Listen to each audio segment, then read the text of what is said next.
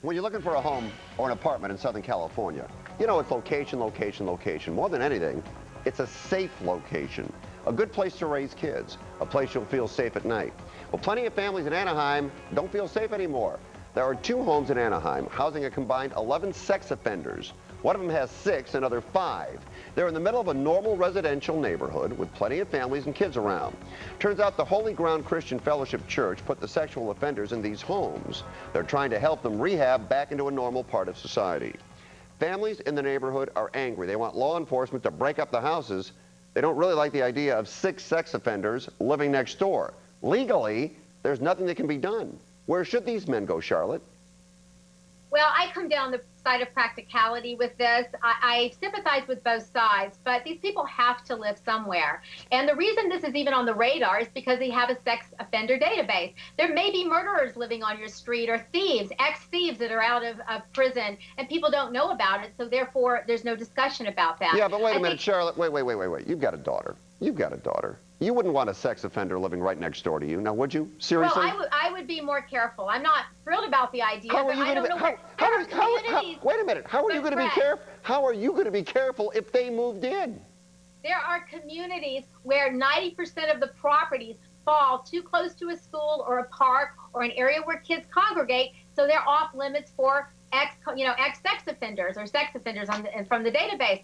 So where are these people going to live? I have some sympathy for that. They've got to live somewhere. We have to make some rules. If we're going to say, okay, we don't want too many in one area or too many on one street, then we have to disperse them through the city perhaps. But then the taxpayers are going to have to pay for that, because right now they tend to live in the more low-income areas. Now you're going to have to put a certain number in Beverly Hills and Bel Air and Brentwood. All right. And who's going to subsidize that? All right, David, what do you think here? Well, the real issue here is not whether or not they're going to come back into our communities, because they are, and this is what happens when they do. I mean, the idea of locking them up and throwing away the key, it's just not practical, and you're seeing the offshoot of this.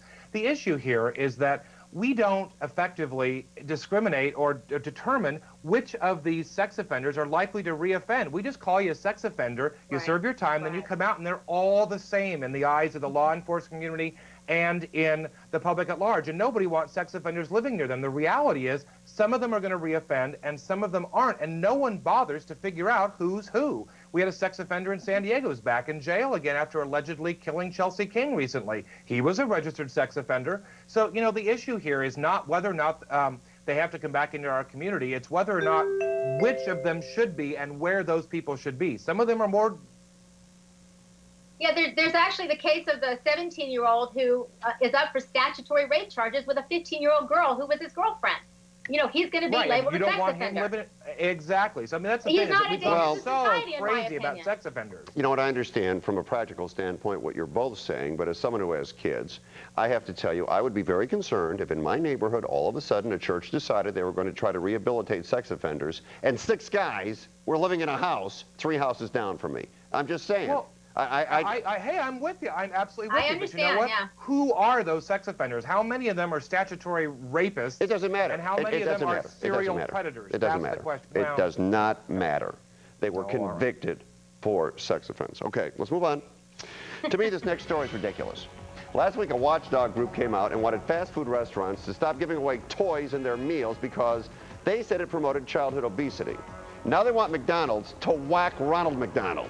The feeling is Ronald McDonald promotes childhood obesity. Corporate Accountability International is calling on Ronald to retire, even though he's a lot skinnier than he used to be. They say Ronald manipulates children. I think the only way a kid is going to become obese because of Ronald is by eating him. Shouldn't parents be responsible for what their kids eat, David? Oh, hells yes. And you know what? As long as we're going down this road, we better get rid of the Easter Bunny. We better get rid of Santa.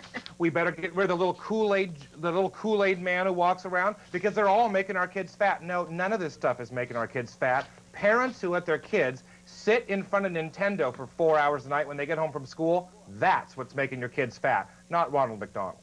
Yeah, I don't know. I think they're pointing the finger in the wrong direction, or maybe they're looking for a cop-out here, Charlotte. Well, I mean, I support their campaign. They have a right to campaign. Right now, 1/3 of the kids in this country are either overweight or obese. In Mississippi, it's 44%. We spend $117 billion a year on fatness in our society.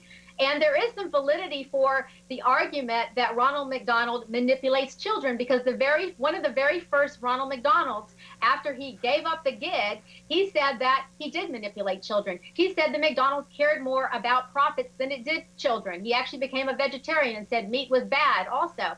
So there is some validity to that. I support the idea of awareness. I support more labeling. And I personally support a junk food tax, which is a different discussion for a different day. Everything with you is a tax. Everything. And awareness and normally, education. God love you, Charlotte. We're talking about Ronald McDonald here. I mean, really.